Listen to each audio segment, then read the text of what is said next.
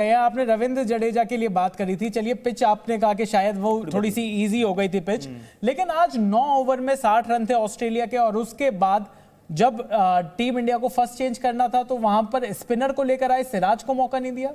सिराज के साथ ये एक समस्या रही है एक्चुअली कि अब ये कहानी कहाँ से शुरू होती है? कहानी शुरू होती है आपकी बैटिंग में कम रन बनाने से। जी जब आपने कम रन बनाए होते हैं और आप कह रहे हो कि ड्यू के चांसेस भी हैं, ये आपको भी बैक ऑफ द माइंड अच्छे से पता है, तो आपको लगता है कि ना शुरुआत में ही अब जो कर लूं तो आप शामी की तरफ चले जाते हो। शामी आपको एक विकेट भी लेके देते हैं, लेफ्टी के सामने वो अच्छी बॉलिंग कर रहे हैं।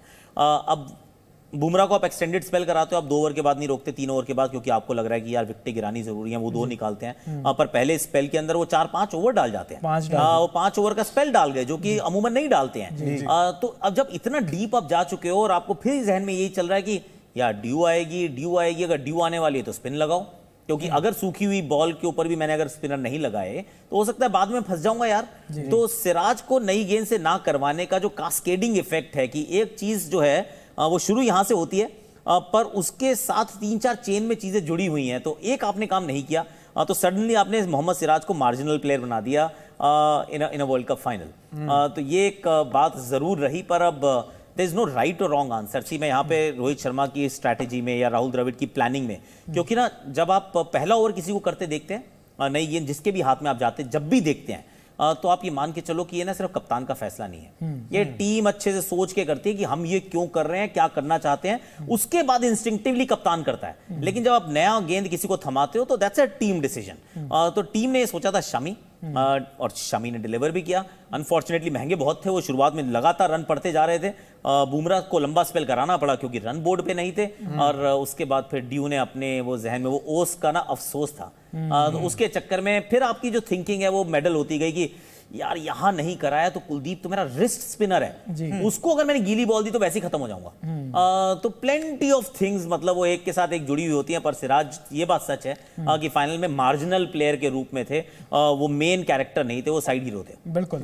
लेकिन यहाँ पे अगर इंडियन बॉलिंग की बात करें, और ये सवाल आकाश भाई आपसे भी और शोएब भाई आपसे भी है कि ऑस्ट्रेलियन बॉलर्स ने बड़े कटर्स का, स्लोअर वंस का इस्तेमाल करा, अगर ये पिच उतनी स्लो लग रही थी, इंडियन बॉलर्स की तरफ से आपको वो वेरिएशन शायद नजर नहीं आए, और जिसके लिए मतलब फेमस हैं बुमराह या फिर शमी भी और सिराज भी फॉर दैट मैटर, यॉर्कर्स, वो तो हमने बिल्कुल भी नहीं देखी, टुवर्ड्स द एंड भी नहीं देखी। तो ये भी क्या प्रेशर की वजह से ही हो रहा था? देखिए, मैं वैसे कहूंगा शोएब इस सवाल को पहले लें। सिर्फ एक चीज शोएब मैं ऐड करना चाह रहा हूं और आपकी राय जानना चाहता हूं कि यॉर्कर अगर बॉल रिवर्स ना हो रहा हो तो यॉर्कर कितना मुश्किल होता है। गीला बॉल, थोड़ा सा गीला सा बॉल आपके हाथ में हो, क्योंकि रिवर्स हो रहा होता है तो कटर भी अच्छे होते हैं, रिवर्स मतलब पुराना सूखा गेंद हो, गीली बॉल का क्या वो रहता है इम्पैक्ट फास्ट बॉलर के ऊपर? यार वो ऑब्वियसली दिन की बॉलिंग यहाँ फर्क थी, शाम की बॉलिंग फर्क थी। यहाँ पे दिन का पहला घंटा बिल्कुल बहुत फर्क था। यहाँ पे बीच वाली बॉलिंग जो थी, अब कंपैरेटिवली बहुत आसान हो गई थी।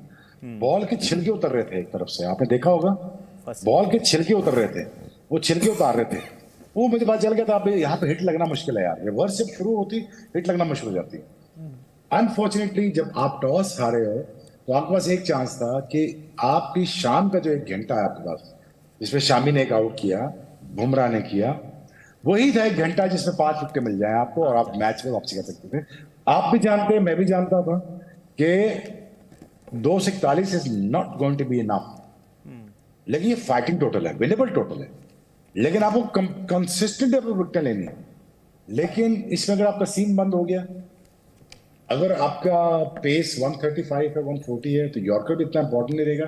बेशक आप क्रॉस सीम पकड़ के आप जोर लगाएं तो आपका बॉल सीधा जा सकता है, ये ठीक है बात, लेकिन उसमें हेल्प कोई नहीं मिलेगा, क्योंकि आजकल के दौर में घुटना बैठ के मार रहे हैं, मुंह से उठा रहे हैं, चप्पू चला रहे हैं, तो वो कोई ज्यादा इफेक्टिव हो गया। एज लॉन्ग एज अगर सीम है तो ठीक है, एज लॉन्ग एज रिवर्स है वो शाम में होगा नहीं, क्योंकि सूखा है नहीं, ओस पड़ गई है, ड्यू पड़ गई है।